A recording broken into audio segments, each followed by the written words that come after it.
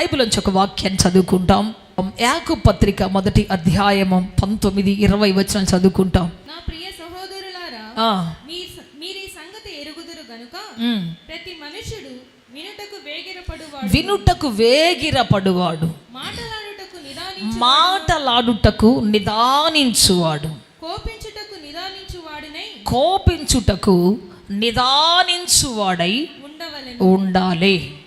ఇప్పుడు చదువుదాం ఈ మాటను. ఎందుకనగా నరుని కోపము దేవుని నీతిని నెరవేర్చదు. నా కోపము నా ఎడల దేవుని నీతిని, దేవుని చిత్తమును నెరవేర్చదు. కళ్ళు మూసుకు చిన్న ప్రార్థన చేసుకుంటా. ప్రభువా మీకు స్తోత్రం. Lord we bless your name, magnify your name. Speak unto us, Lord Jesus. This is the word of you, Master. Lord Jesus, please send your holy word unto us, Lord. Let us hear, let us walk according to word, according to it. Lord Jesus, Lord, we want to speak, we want to hear, we want to walk. మేము నడవాలనుకుంటున్నాం, మీ మాట ప్రకారం విన్న దాని ప్రకారం చేయాలనుకుంటున్నాం. తండ్రి మీరే కృప చూపి నడిపించి బలపరచమని, ఈ వాక్యం ఆశీర్వదించమని, అద్భుతం చేయమని యేసుక్రీస్తు శక్తి కలిగిన నామములో అడిగి వేడుకొంచున్నాము తండ్రి. చెప్దాం గట్టిగా ఆమేన్. సో బైబిల్ ఉన్నటువంటి మాట ఏంటంటే, మనుష్యుని కోపము దేవుని నీతిని నెరవేర్చదు.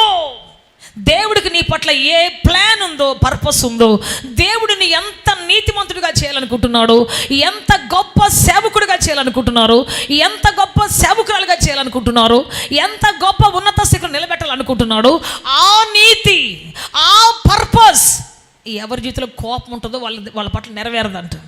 నేను చెప్పట్లే, బైబిల్ చెప్తాను. ఈరోజు నేను చెప్పాలనుకున్న వాక్యం వేరు. నేను బైబిల్ వస్తున్నప్పుడు దేవుడు నాతో మాట్లాడిన స్పెషల్ మాట వేరు. సో నేను రాత్రంతా కూర్చొని ప్రిపేర్ అయ్యింది వేరు. నేను ఇక్కడ అడుగు పెట్టగా దేవుడు నాతో మాట్లాడుతున్న మాట ఇది. మనుష్యుని కోపము దేవుని నీతిని నెరవేర్చదు. కోపం అనేది ఒక పవర్, కోపం అనేది, రోషం అనేది ఒక పవర్. అది లేకుండా మనం ఉందామా అంటే నో. మరి ఎలా ఉండాలి? రోషము కలిగినటువంటి వారై, కోపం ఉన్నటువంటి వాళ్ళవై ఉండాలి ఖచ్చితంగా.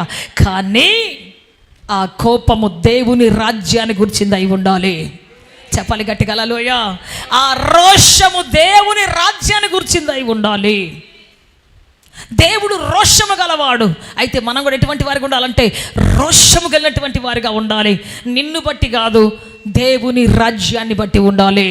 చాలాసార్లు మనకు కోపం వస్తే ఏంటంటే, నన్ను అంటారా, నా పిల్లల్ని అంటారా, మా జాతిని అంటారా, లేకపోతే మా స్కూల్ని అంటారా, మా చర్చిని అంటారా, మా సహవాసాన్ని అంటారా, ఏమనుకుంటున్నారు మీరు అని చెప్పేసి నా లేకపోతే మా అనే దానికోసం మనం చాలా పోరాడుతాం కదా. చాలాసార్లు దీనికోసమే పోరాడుతుంటాం. నన్ను మమ్మల్ని, నా పిల్లల్ని ఎంత మాట అంటారా. చాలాసార్లు మనము ఈ విధంగా కోపం తెచ్చుకుంటాం. చాలాసార్లు ఈ కోపం ఏమవుద్దంటే పగగా మారుతుంది. పెద్దదై చిన్నప్పుడు ఉన్న చెట్టును ఏమంటారు? మొక్క అంటారు. ఫస్ట్ విత్తనం అంటారు. విత్తనం నుంచి మొక్క వస్తుంది, మొక్కలోంచి చెట్టు వస్తుంది, చెట్టులోంచి ఫలం వస్తుంది. దాని చెట్టుని మళ్ళీ ఏమంటారు? వృక్షం అంటారు, మహావృక్షం అంటారు. అంటే ఇది అంచెలంచెలుగా ఎదిగి ఏమవుతుంది అంటే చివరికి ఆ ఫలం వచ్చేస్తుంది మనకి. ఇంకా అందుకే ఇప్పుడు దేవుని బిడ్డ కోపంగా ఉన్నప్పుడే దేవుడు ఏమంటాడంటే విడిచిపెట్టాడు, సమాధానం పడిపోండ్రా అని చెప్తా ఉన్నాడు. ఇంకెందుకంటే నెక్స్ట్ లెవెల్ దాటినట్టు మనం పడలేం, మన వల్ల కాదు ఇంకా అది. సో ప్రియ దేవుని బిడ్డ, ఏంటి ఈ కోపం అటువంటి బాధాకర విషయం ఏంటి అంటే, నన్ను నాది అని మనం ఎప్పుడైతే కోపం తెచ్చుకుంటామో మన పట్ల దేవుని చిత్తం ఖచ్చితంగా తప్పిపోతుంది. మన పట్ల దేవునికి ఉద్దేశం తప్పిపోతుంది ఖచ్చితంగా. కానీ నా దేవుని రాజ్యం నాది అని ఎప్పుడైతే మనము నా తండ్రి రాజ్యం, నా తండ్రి ఉద్దేశం అని పోరాడతామో మన వల్ల దేవుని అఖండమైనటువంటి రాజ్యము స్థాపించబడుతుంది. మనం అనుకోవాలి, ఒక స్టూడెంట్ అనుకో, దేవుని బిడ్డనైన నేను ఒటాపటి మార్కులతో ఉంటానా? కుదరదు. దేవుని బిడ్డనైన నేను చెప్పండి ఇంత తక్కువ స్థితిలో ఉంటానా? No. As a child of God నేను ఇంత చిన్న ర్యాంకులో ఉంటానా? నో. ప్రభువా నీ బిడ్డగా నాకు ఉన్నతమైనది కావాలి ప్రభువా.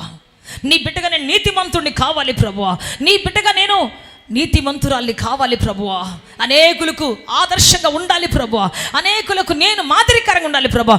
యాస్ యూ చైల్డ్, నీ బిడ్డగా నేను చెయ్యి చాపకూడదు ఎవరి దగ్గర ప్రభువా, నీ బిడ్డగా నేను అడుక్కోకూడదు ప్రభువా. Praise the lord. సింగులు, అక్కడ మేము పంజాబ్కి వెళ్ళినప్పుడు సింగ్స్ ఉంటారు అక్కడ, వాళ్ళు చిన్నప్పటి నుంచి చెప్తారు, రే అడుక్కోకూడదు ఎవ్వడు కూడా, నువ్వు సింగురా, నువ్వు చెప్పండి సింగు, సింహానివి నువ్వు. సింహం ఏనాడైనా ఎట్ ఎనీ కాస్ట్, డాడీ ఎప్పుడు చెప్తాడు, ఎట్ ఎనీ కాస్ట్ సింహం ఎప్పుడు గడ్డి తిందో, కావాలంటే చచ్చిపోతుందంట. సింహానికి ఉన్న క్వాలిటీ ఏంటంటే అది పౌరుషంతో బాగా రోషంతో ఉన్నప్పుడు బాగా వేటాడి వేటాడి వేటాడి తనకు ఇష్టమైన పౌరుషంతో బ్రతుకుతుంది. బ్రతకలేనప్పుడు వృద్ధాప్యకాలం వచ్చినప్పుడు ఎవరి దగ్గర చేయి సాపదంట, బిడ్డల దగ్గర చేయి సాపదంట, ఎవరి దగ్గర చేయి సాపదంట, తన మట్టి తానే తవ్వుకొని దాంట్లో పడి తల్లకిందులుగా పడి ఆ గోతులు పడి చచ్చిపోద్దంట.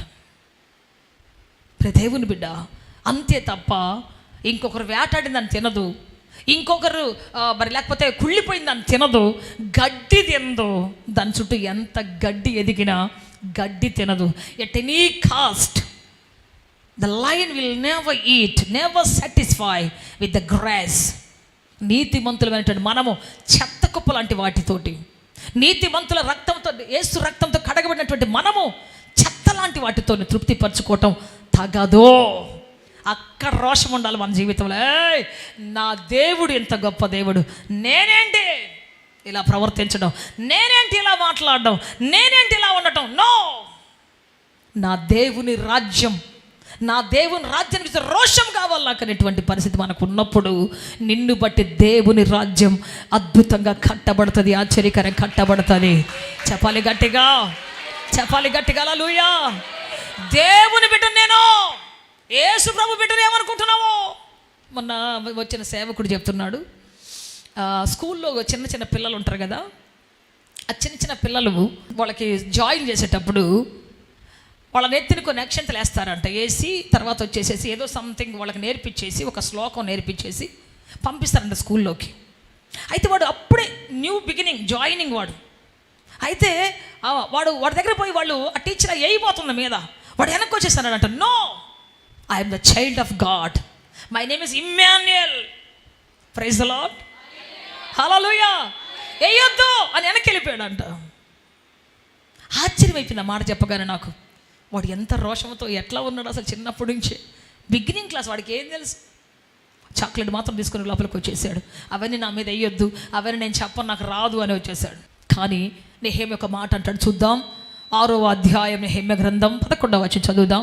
నేను నా వంటి వాడు పారిపోవచ్చా, ఇంత వాడనైనా నేను నా ప్రాణమును రక్షించుకోవడానికి గర్భాలయములోనికి ప్రవేశించుతానా, అందులో ప్రవేశించను అన్నాడు. Praise the Lord. చెప్పండి ఏమనాలి ఇప్పుడు? నేను నా వంటి వాడు, నేను నా వంటి వాళ్ళు. పారిపోతారా కష్టాలు రాగానే? పారిపోతారా శ్రమ రాగానే? పారిపోతారా నింద రాగానే? పారిపోతారా? నా వంటి వాడు నో. ఆయన అంటున్నాడు ఒకటే మాట, నేను ఎవరిని? దేవుని బిడ్డను, దేవుని యొక్క పనివాడను, దేవుని యొక్క పని కోసం పిలువబడి ప్రత్యేకించబడినటువంటి వాడను. How can I go? ఎలా పారిపోతానండి నేను? Praise the Lord. నా ప్రాణాన్ని కాపాడుకోవడానికి దేవుని రాజ్యాన్ని విడిచిపెట్టిపోతానా? బైబిల్ చెబుతున్న మాట ఏమిటి అంటే, తన ప్రాణాన్ని కాపాడుకోవాలనుకునేటువంటి వాడు దాన్ని పోగొట్టుకుంటాడు ఖచ్చితంగా. కానీ ఎవరైతే దేవుని కోసం పోయినా పర్లేదు, దేవుని రాజ్యం కోసం అని చెప్పేసి ఎవరైతే నిలబడతారో వారి ప్రాణాన్ని దేవుడు ప్రియముగా ఎంచుకొని వారి ప్రాణాన్ని కాపాడుతాడని బైబిల్ చెబుతూ ఉన్నది. చప్పలు కూడా బిక్కిరగా దేని మాయంపరుస్తా. చెప్పాలి గట్టిగా. నీ ప్రాణము దేవుని దృష్టికి ఎంతో విలువైనది, నీ ప్రాణము దేవుని దృష్టికి ఎంతో ఉన్నతమైనది. కాబట్టి నీకంటే ఎక్కువ నీ ప్రాణాన్ని కాపాడడానికి 24/7 ఆయన కునుకక నిద్రపోక కాపాడుతున్నటువంటి దేవుడు ఆయన. చప్పలు కూడా బిక్కరగా దేని మాయంపరుస్తా. నిన్ను కాపాడువాడు, చెప్పాలి గట్టిగా హల్లెలూయా. నిన్ను కాపాడువాడు కునుకడు, నిన్ను రక్షించువాడు నిద్రపోడు. నెహెమ్యా పారిపోయాడు అంటే ఏమనుందా? నా వెనక నడుస్తున్న ప్రజల గతి ఏం కావాలి, నా వెనక నన్ను చూసిన వారి గతి ఏం కావాలి? పలానాడు పారిపోయాడు అంటే అమ్మా ఇంకేమైనా ఉందా? నా బతుకు ఇంకేమైనా అర్థం ఉందా? సావైన బతుకైన నా చరిత్రలో పారిపోవడం అని కానీ పిరికితనం అని కానీ నా చరిత్రలో నా డిక్షనరీలో ఎవరు చదవకూడదు అంతే. చెప్పాలి గట్టిగా. ఓడిపోయినట్టు కానీ, పాపపు చరిత్ర ఉన్నట్టు కానీ, చీకటి కోణాలు ఉన్నట్టు కానీ చదవకూడదు ఎవరు కూడా. వాళ్ళని పసనమ్మ కొద్ది కాలం బాగానే ఉంది కానీ ఆ తర్వాత ఏమైందో నాకు తెలియదు, నిదానంగా దిగజారిపోయింది అనకూడదు ఎవరు నా జీవితాన్ని. నేనంట నాకు సెల్ఫ్ రెస్పెక్ట్ ఎక్కువ ఉందా నీకు? నిన్ను నువ్వు కాపాడుకుని నిన్ను నువ్వు గొప్ప చేసుకునేటువంటి ఒక ఆలోచన ఉందా నీకు? ఎవరేమనుకుంటే నాకేంటి, నా ఎంజాయ్ నాది అంటావా? ప్రజలు చరిత్ర రాస్తారు, బ్లాక్ డే ప్రకటిస్తారు నీ జీవితంలో. ప్రజలు డిక్లేర్ చేస్తారు నీ డైరీలో బ్లాక్ డే. నేను నెల్సన్ మండేలా ఒక కొటేషన్ చదివాను. ఏంటో తెలుసా? బ్రతుకు 3 పేజీలు లాంటిది.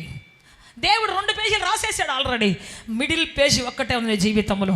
మొదటి పేజీ నీ బర్త్డే, లాస్ట్ పేజీ నీ డెత్ డే, మధ్యలో పేజీ చెప్పండి నువ్వు బ్లాక్ డేగా పెట్టుకుంటావో, ఫైర్ డేగా పెట్టుకుంటావో, పవర్ఫుల్ డేగా పెట్టుకుంటావో, ఇది నువ్వు రాయాల్సిన చరిత్ర. చావుకి బ్రతుకుకి మధ్యలో ఒక చరిత్ర ఉంది, అది నువ్వు రాసుకోవాలి. ఓడిపోయిన వ్యక్తి అంటారా రాసుకుంటావా? పారిపోయిన వ్యక్తిని రాసుకుంటావా? అవిశ్వాసాన్ని రాసుకుంటావా? వెనుతిరిగిన వ్యక్తిని రాసుకుంటావా? లేకపోతే జీవితంలోకి ఇంతే అని చల్లారిపోయిన వ్యక్తిని రాసుకుంటావా? కొంతకాలం బాగానే ఎలిగారండి, కొంతకాలం బాగానే ఉన్నారండి, ఆ తర్వాత ఏమైపోయిందో సారాయి కొట్టుకాడ కనపడుతున్నాడండి, పేకాటలతో కనపడుతున్నాడండి, సీరియల్ చూసేవాళ్ళతో కూర్చొని మాట్లాడుతున్నాడు, ఇవన్నీ వినపడతాయి. తర్వాత నీ బ్రతుకులో ఇటువంటి పేజీలు రాసేవాళ్ళు ఏదైనా ఉందా? ఆలోచించాలి ఒకసారి. First page last page already అయిపోయింది, మిడిల్ పేజ్ ఒక్కటే నువ్వు రాయాల్సింది నీ బ్రతుకులో. కాబట్టి ప్రజలందరూ కలం తీసుకొని రెడీగా ఉన్నారు నీ జీవితం అనేటువంటి తెల్ల కాగితం మీద రాయటానికి. కొంతమంది నల్ల బొగ్గులు తీసుకుని ఉన్నారు, కొంతమంది ఎర్రటి సిరాతో రాయాలని చూస్తూ ఉన్నారు. ఏమి రాస్తారు ప్రజలు నీ యొక్క లైఫ్ మీద? ఎటువంటి విక్టరీని రాస్తారు నీ లైఫ్ మీద? ఎటువంటి జీవిత చరిత్ర రాస్తారు నీ మీద? As a child of God, దేవుని బిడ్డగా నీ మనుగడ ఏంటి, నీ బ్రతుకేంటి, నీ జీవితం ఏంటి? సో ఎటువంటి చరిత్ర రాయాలి మన యొక్క మిడిల్ పేజీ మీద? ఎటువంటి మిడిల్ పేజీ మీద ఎటువంటి చరిత్ర రాయాలి మన జీవితంలో అంటే గొప్ప చరిత్ర రాయాలి. దేవుని కోసం రోషం కలిగి బ్రతికే ఒక చరిత్ర రాయాలి. ఎప్పుడు నిద్రపోతానో, తూగుముఖం వేసుకుంటాను, ఎప్పుడు ఆలస్యంగా వస్తాను, ఎప్పుడు వాళ్ళు ఎప్పుడు ఆలస్యమేలేండి, వీళ్ళు ఎప్పుడు ఇంతేలేండి, వాళ్ళు అంతేలేండి, ఇలాంటి చరిత్ర మన జీవితంలో ఉంటుంది. జాగ్రత్త. సావు అయినా చంపుతారు, ఎప్పటి రోజు ఎట్టగా వస్తుంది సావు. కాబట్టి చచ్చిపోయే నేను, కొంతకాలమే భూమి మీద ఉండే నేను ఇటువంటి అనవసరం చరిత్రను పొందుకుంటానా? దినదినం భయపడి ఎవరైనా చంపుతారేమో, ఎవరైనా ఏమైనా చేస్తారేమో, అయ్యో ఏదో వచ్చేస్తుంది, వీళ్ళు ఏంటి చూస్తున్నారు నా వైపు, అమ్మో వీళ్ళు ఏదో అనుకుంటున్నారు నన్ను, అమ్మో వాళ్ళు ఏదో చేసినట్టున్నారు, గజ వణుకుతూ బతకాల్సిన అవసరం ఉందా మనకి? చెప్పండి. దేవుడు మనకు స్వతంత్రం ఇచ్చాడు భూమి మీద బ్రతకడానికి. కట్లు కట్టుకోను, వాళ్ళు ఏదో చేస్తారు, వీళ్ళు ఏదో చేస్తారు. నెవర్. దేవుని చిత్తము లేకుండా ఎవరు నీ మీద చేయి వేయటానికి వీలు లేదు. చెప్పు గట్టిగా హల్లెలూయా. చెప్పాను కదా, నీవు దేవుని కంటి పాపవు. అందరు చెప్పాలి గట్టిగా. ఎక్కడ దెబ్బ తగిలే ఓర్చుకుంటాం, కానీ కంట్లో చిన్న నలకబడితే ఒప్పుకోలేం, మనం తట్టుకోలేం. అట్లాగే నీ కంట్లో చిన్నది ఏది పడినా నీ దేవుడు పొరపాటును కూడా ఒప్పుకోలేడు దాన్ని.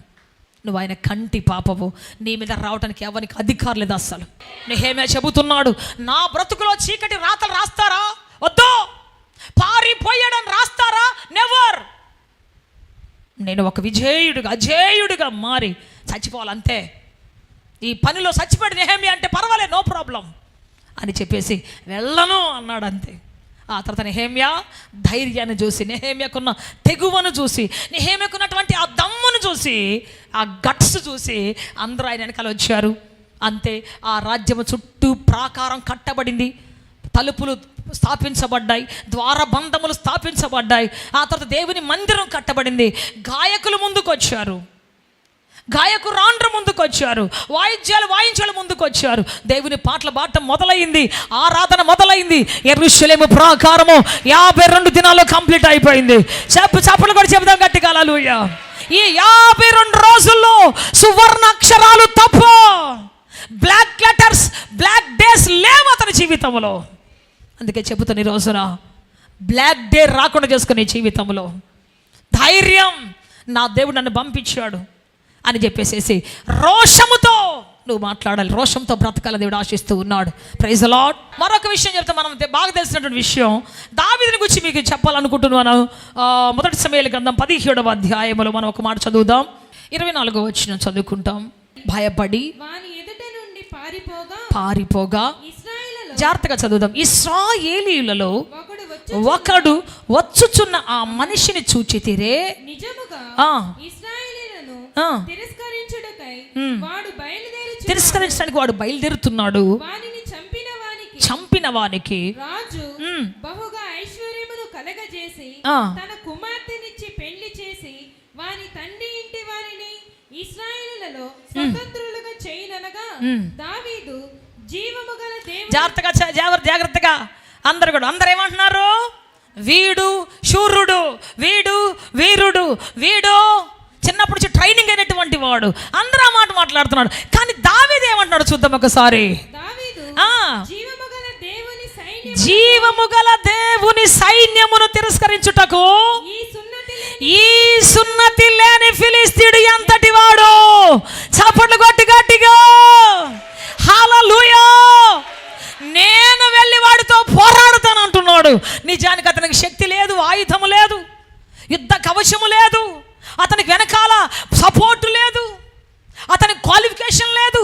అంటాడు, వీడెవడండి దేవుని సైన్యం వ్యతిరేకించడానికి? వాడితో నేను యుద్ధం చేస్తా అంటున్నాడు. క్వాలిఫైడ్ పీపుల్, కత్తి డాలు కవచం ఉన్న వాళ్ళందరూ, కిరీటం ఉన్న వాళ్ళందరూ పక్కన కూర్చుంటే ఇతనికి రోషం వచ్చింది. తెలుసా దీన్ని ఏమంటారు? రోషం అంటే. Praise the Lord. చెప్పండి గట్టిగా. రోషం అంటే ఇది. రోషం అంటే ఇది. దేవుని రాజ్యం తిరస్కరిస్తాడా? దేవుని సన్నిధి తిరస్కరిస్తాడా?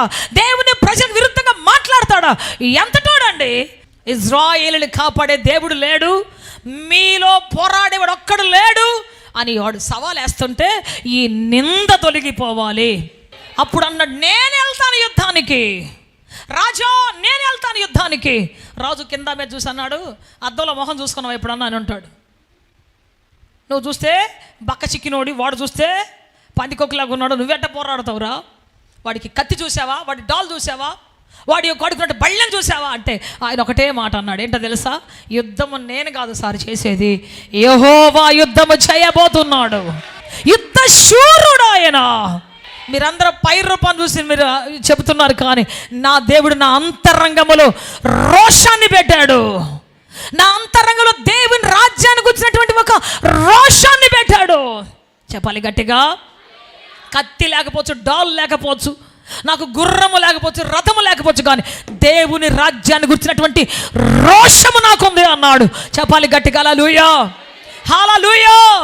దేవుని రాజ్యానికి గురించిన రోషము నాకుందా అని చెప్పేసి ముందుకెళ్ళాడు. ఉందా నీకు దేవుని సంఘానికి వచ్చిన రోషం ఉందా? అయ్యో నా దేవుని సంఘం ఇలా అయిపోయింది, నా దేవుని సంఘంలో ఈ పరిస్థితి ఏంటి, ఇట్లా ఉందా రోషం? మన కడుపు నిండితే చాలు, ఇంటికి వెళ్ళిపోయి మాంసం కూర వండుకొని తింటే చాలులే, మళ్ళీ వచ్చే వద్దాం, లేకపోతే మళ్ళీ తర్వాత చూసుకుందాం. చల్లారిపోయాం ఆ దేవుని రాజ్యానికి వచ్చే రోషము లేకుండా. ఎప్పుడు మన సమస్యలు చెప్పుకుంటే సమస్య అసలు మీరు చెప్పే సమస్య వస్తే నాకు నవ్వు వస్తుంది. చిన్న పిల్లలు చెప్పే సమస్యలు లాగా ఉంటాయి. దేవుని రాజ్యానికి వచ్చినటువంటి భారం తీసుకో, మిగతా భారాలన్నీ దేవుడు మోసుకుంటూ పోతుంటాడు. నీ చింత యావత్ నా మీద వేయి అంటున్నాడు దేవుడు. నువ్వు నీ మీద వేసుకొని మోసుకొని పోకుండా అమ్మో అయ్యో ముక్కుతూ మూలుగుతూ ఉంటావు. నో, కొన్ని సమస్యలు అసలు చాలా చిన్న చిటికలో దేవుడు మార్చేస్తాడు. అటు ఒక్క మాట చెప్తే చాలు, నువ్వు ఇంత పెద్ద సమస్య అనుకుంటావు, దేవుడు ఇమీడియట్గా దాన్ని మార్చి వేయగలడు. ఆయనకివ్వు నీ సమస్య, ఆయన చేతిలో పెట్టి నీ సమస్య. Praise the Lord. చెప్పాలి గట్టిగా హల్లెలూయా. నువ్వు మోసుకొని తిరగొద్దు నీ సమస్యని, దేవుని చేతిలో పెట్టు, దేవుని రాజ్యాన్ని మోసుకుంటూ తిరుగు, దేవుని రాజ్యం కోసం బ్రతుకు, మిగతా ఆయన దేవునికి అనుగ్రహిస్తాడు. చెప్పాలి గట్టిగా హల్లెలూయా. సో దేవుని బట్టి చూద్దాం మనం ఇక్కడ 28. పెద్ద అన్నయ్యకు ఎలియాబునకు వినబడగా ఎలియాబునకు దావీదు మీద కోపం వచ్చింది. ఇక్కడ చూడండి, దావీదుకున్న కోపం వేరు, వాళ్ళ అన్నకున్న కోపం వేరు. దావీదుకున్నటువంటి రోషం వేరు, వాళ్ళ అన్నకున్నటువంటి కోపం వేరు. దావీదుకి ఏ రోషం అని చెప్పండి? దేవుని రాజ్యానికి విరుద్ధంగా లేచినటువంటి శత్రువుని పడగొట్టాలి ఎట్లయినా, దేవుని రాజ్యానికి విరుద్ధంగా కత్తి పట్టుకుని వచ్చినటువంటి శత్రువుని కొలాప్స్ చేయాలి ఎట్లయినా అనేటువంటి రోషం దావీదుది. వాళ్ళ అన్నకి చెప్పండి, వాళ్ళ అన్నకి ఏముంది కోపం? నా కళ్ళ ముందు పుట్టినోడు నా ముందుకు వచ్చి యుద్ధం చేస్తాడా? నాకంటే పెద్దోడుగా ప్రకటించుకుంటాడా? నాకంటే గొప్పోడు అవుతాడా? ఏమిరా నీ హృదయ గర్వం నాకు తెలుసురా. నిన్నగాక మొన్న పుట్టినోడివి, నా కళ్ళ ముందు నా ఎంగిలి పాలు దాకా బతికినోడివి, నువ్వు నా ముందుకు వచ్చి మాట్లాడతావా? ఇదేమి రోసం? ఇది ఎటువంటి కోపం? ఇది వ్యక్తిగతమైన కోపం. అన్ను డామినేట్ చేస్తావా? అర్థమైందని చెప్పిన మాట మీకు కదా. కొన్నిసార్లు మనం ఎట్లా అంటాం, మన కోసం పోరాడతాం కొన్నిసార్లు. నో, దావీదు పోరాటం వేరు, ఎలియాబు పోరాటం వేరు. మన కోసం మనం పోరాల్సిన అవసరమే లేదు అసలు. నీవు దేవుని సన్నిధిలో సాగిపోతున్నప్పుడు, విధేయుడివై విధేయురాలవై దేవుని పట్ల రోషంగా వెళుతున్నప్పుడు, నిన్ను ఎంత ఎత్తుకు తీసుకొని పోవాలో, ఎంతమంది రాజుల ముందు నిలబెట్టాలో, అధికారుల ముందు నిలబెట్టాలో, అసలు నీ పని నీది కాదు, ఆయనది. చెబుదాం, నమ్ముతారు ఈ మాట మీరు? నీ పని నీది కాదు, నిన్ను హెచ్చించుకునే పని నీది కానే కాదు అసలు. నిన్ను హెచ్చించుకుంటే ఎంత హెచ్చించుకుంటావు, అంత హెచ్చించుకుంటావు అంతే. దేవుడికి హెచ్చిస్తే రాజుల తల మీద కూర్చోబెడతాడు, తీసుకొని పోయి రాజరికపు శిఖరమే కూర్చోబెడతాడు. అందరూ కళ్ళెత్తి చూసేంత గొప్పగా కూర్చోబెడతాడు దేవుడు. అందుకని మన హెచ్చింపు అసలు మన చేతిలో ఉండనే కూడదు అసలు. ఒకటే చెప్పాలి, నేను దేవుని బిడ్డని, దేవుని రాజ్యాన్ని కట్టాలి, దేవుని రాజ్యాన్ని కాపాడాలి, నేను దేవుని రాజ్యంగా ప్రజలకు కనబడాలి. నాలో నీతి యథార్థత, నాలో పరిశుద్ధత, నాలో దేవుని కారుణ్యం, ఇది ఉండాలంతే.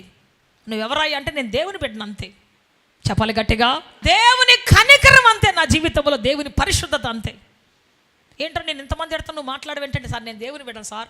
దేవుని రాజ్యంలో కాంప్రమైజ్ కాకూడదు. మనం దేవుని రాజ్యంలో మనము ఏ మాత్రం తక్కువ కోపం ఉండకూడదు. మనకి అధికమైన రోషం ఉండాలి. నా దేవుని రాజ్యం ఇలా ఉండాలి, అలా ఉండాలి, ఎలా కట్టబడాలి అనేటువంటి రోషం మన జీవితంలో ఉండాలి. కానీ ఎలియాబు కోపం ఏంటి అంటే, ఒక చిన్నోడు వచ్చి తన ముందు నిలబడగానే, తన తమ్ముడు వచ్చి నిలబడగానే కోపం వచ్చేస్తుంది. రే పెద్ద మనగడ వచ్చిలే పోరా నువ్వు. ఒకవేళ దావీదు కానీ వాళ్ళ అన్నతో పోట్లాడుకుంటూ కూర్చొని ఉంటే, రోషం వచ్చి వెనక్కి తిరిగి వెళ్ళిపోయి ఉంటే, నేను అంటున్నాను గోలియాత్తో యుద్ధాన్ని పోగొట్టుకునేవాడే, గోలియాత్తో యుద్ధాన్ని పోగొట్టుకునేవాడే. అంతేకాదు గోలియాత్ ద్వారా వచ్చేటువంటి ఆ ఘనతను, రాజరిక వ్యవస్థను పోగొట్టుకునేవాడే. కొన్నిసార్లు మనం చిన్న చిన్న కోపాల కోసం, చిన్న చిన్న వాటి కోసం గొప్ప గొప్ప కిరీటాలు పోగొట్టుకుంటున్నాం తెలుసా మీకు? సంఘంలో చెడిపోయిన ఎట్ట వెళ్ళిపోయారు తెలుసా మీకు? చిన్న చిన్న మాటలు ఏమీ లేదు అసలు, చిన్న చిన్నయే చెబుతున్నా నేను. తాళ్ళుకో, ప్రజలు దేవుడికి ఎవరు కావాలో తెలుసా? తట్టుకునేవాళ్ళు కావాలి. చెప్పాలి గట్టిగా, స్ట్రాంగ్ పిల్లర్స్ కావాలి. ఎంత పెద్ద కష్టం వచ్చినా, శ్రమ వచ్చినా, ఎంత పెద్ద శ్రమ వచ్చినా చెప్పండి, దేవుని రాజ్యం కోసం అయిపోతానండి నేను అనేటువంటి వాళ్ళు కావాలి. దేవుడిని చరిత్రను సువర్ణ అక్షరాలతో తన సొంత చేతితో రాసి పెడతాడు ఆయన. మరుగు కాజాలనేవాడే చరిత్రని. ఏ చదువులేని యోసేపు రాజదర్బార్లో ఉండి చెప్పండి, వాళ్ళకు కావాల్సిన సమస్తము సమకూర్చి, ఒక పల్లెటూరు నుంచి ఒక పొలం దున్నుకునే వ్యక్తి లాగా వచ్చినటువంటి యోసేపు సైన్యాధిపతుల మధ్యలో ఉండి వాళ్ళందరినీ సాటిస్ఫై చేశాడు. వాళ్ళకి ఏ డిష్లో పెట్టాలి, సైనికుడికి ఏ డిష్లో పెట్టాలి, అధిపతికి ఏ డిష్లో పెట్టాలి, వాళ్ళకి ఏమేమి పెట్టాలి అనేవన్నీ చూసుకున్నాడే. ఒక్కటి కూడా మిస్ అవ్వలేదే. ఒక్కరోజు కూడా అసమర్థుడిగా ఉండలేదే. నువ్వు ఒక్క తండ్రి చూసుకోలేకపోతున్నావు. ఏం తెలివి, ఇంజనీరింగ్ చదివావు, తీసుకుపోయి తగలబెట్టు నీ ఇంజనీరింగ్ అన్నాడు. దేవుడు సార్ వినబడుతుంది నాకు, నిజంగా చెప్తున్నాను నేను. అప్పుడు మోకాళ్ళు వేసా, ప్రభువా ఆఫ్టర్ ఒక 17 సంవత్సరాల యవనస్తుడు ఇంత పెద్ద దర్బారులో ఉండి అందరిని సాటిస్ఫై చేసి బలా అనిపించుకున్నాడే. ఒక్క తండ్రి నేను చేయలేకపోతున్నాను. ఛా, ఆయన తిట్టింది నన్ను కాదు, నా మూర్ఖత్వాన్ని, నన్ను కాదు, నా ఇగ్నోరెన్స్ని అని చెప్పేసి లేచి కళ్ళనీళ్ళు తుడుచుకొని వచ్చేసి డాడీ కాళ్ళు పట్టుకొని, సారీ డాడీ, ఈసారి అన్నీ బాగా చూసుకుంటా డాడీ, ఇంకోసారి అలా చెయ్యండి డాడీ అనగానే ఆయన అట్లనే హగ్ చేసుకొని నన్ను భుజం మీద తట్టి, no problem, it's no problem రా, అన్నిట్లో నువ్వు పర్ఫెక్ట్గా ఉండాలి అని చెప్పేసాను. చెప్పాలి గట్టిగా.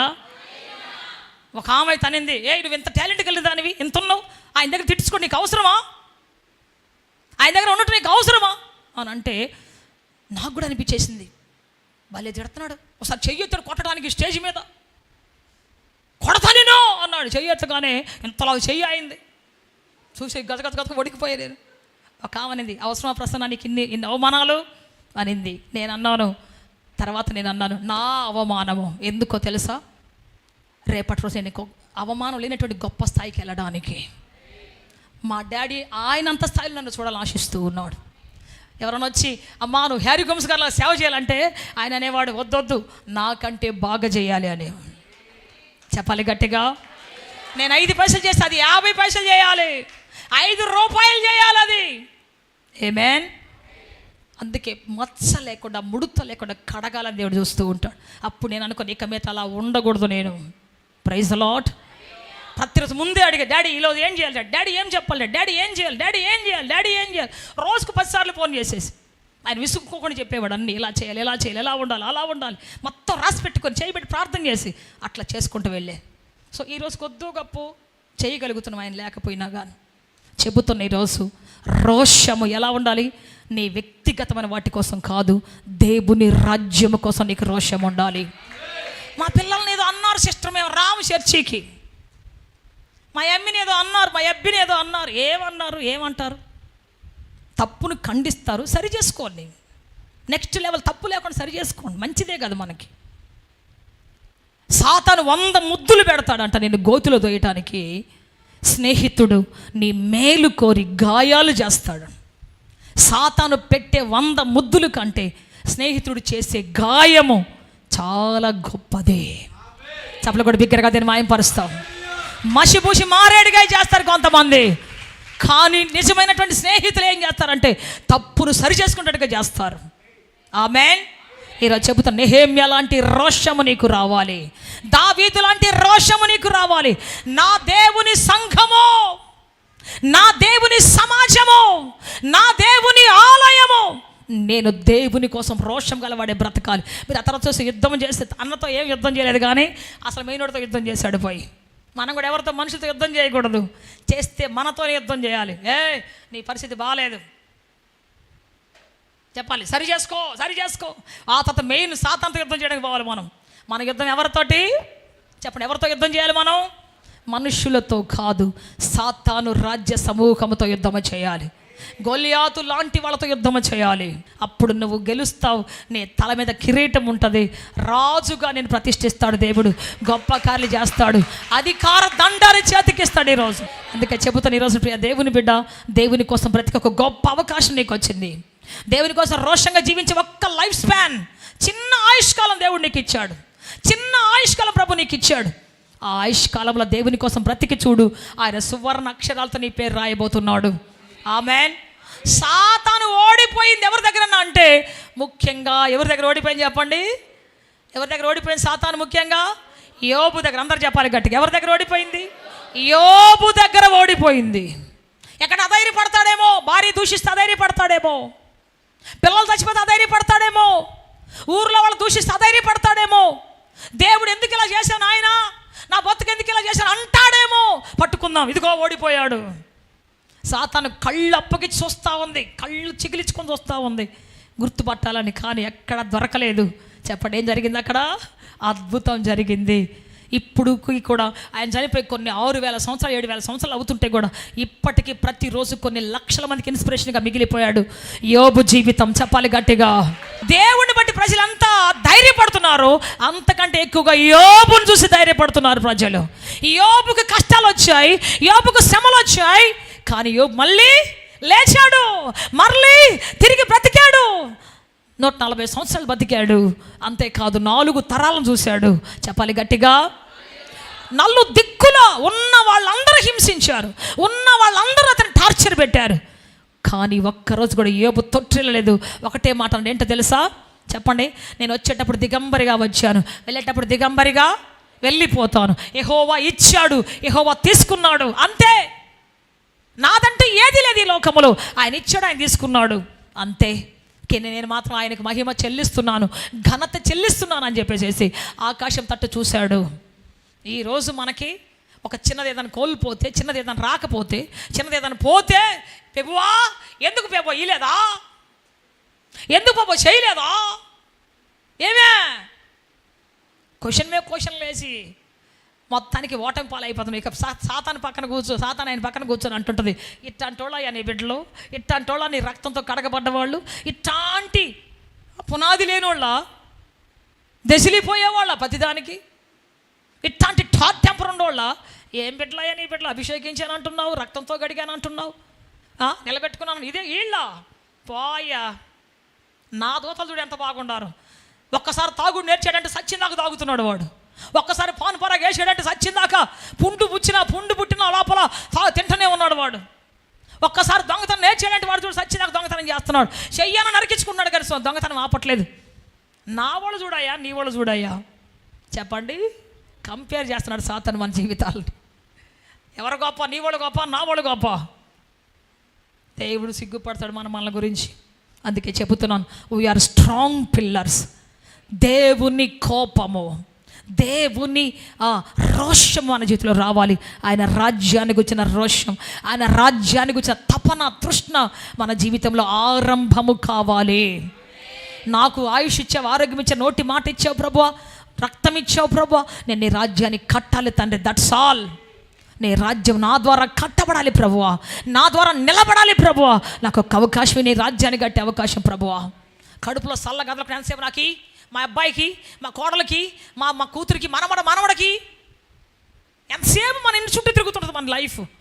దేవుని రాజ్యం కోసం ఏనాడైనా ప్రయాసపడటం, ఏనాడైనా ఈ రోజైనా అలవాటు చేసుకుందాం మన జీవితంలో. చెప్పాలి గట్టిగా, ప్రభువా సూర్యాస్తమయం అయ్యే లోపల ఒక్కరికైనా సువార్త చెబుతాను ప్రభువా. సువార్త చెప్పకుండా సూర్యుని అస్తమించని బాకయ్యా. హెడ్సన్ టేలర్ అనేటువంటి ఒక ఆయన చైనా మిషనరీగా వెళ్ళి ఆయన అంటాడు, అక్కడ చైనాలో అందరు కమ్యూనిస్ట్ వాళ్ళు నరుకుతుంటే, చంపుతుంటే ఆ రక్తపు వాళ్ళ మధ్యలో కూర్చొని అంటాడు, ఏమంటాడు తెలుసా, నేను మోకరించకుండా సూర్యుడు ఉదయించడు. ఆయన స్లోగన్ ఏంటంటే, unless I kneel down sun will never rise అంటాడు. నేను మోకాళ్ళు వేయకుండా సూర్యుడు ఉదయించడు.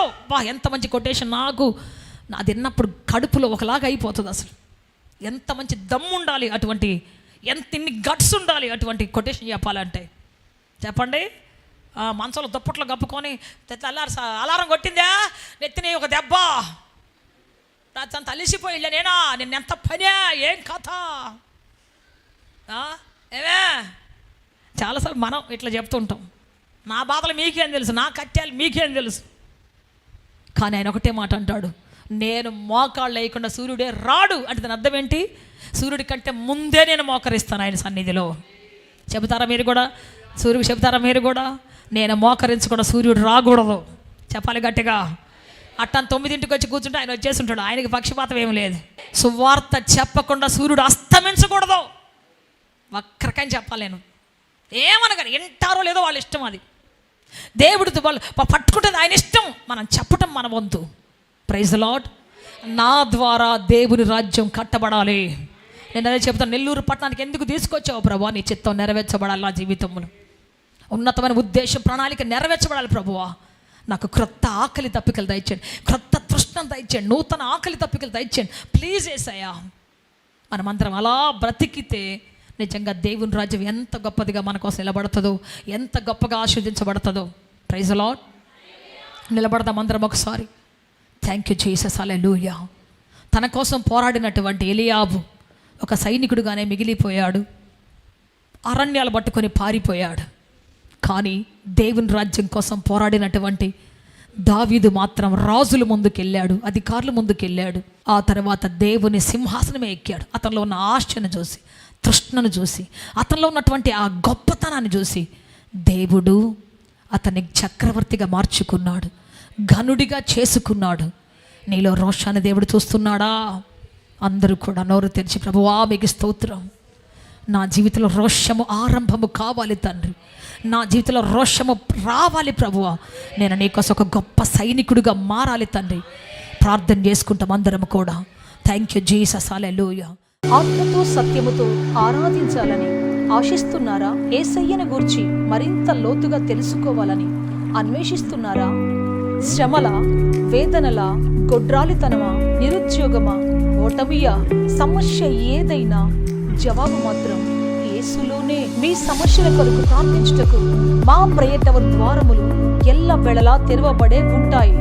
వివరములకు మా చిరునామా హోలీ ప్యారడైజ్, KH వాడ, నవాబ్పేట, నెల్లూరు, ఆంధ్రప్రదేశ్, ఇండియా. మా ఫోన్ నంబర్లు 9247807631 మరియు రండి, మీ దుఃఖ దినములు సమాప్తములగును. ఆమేన్.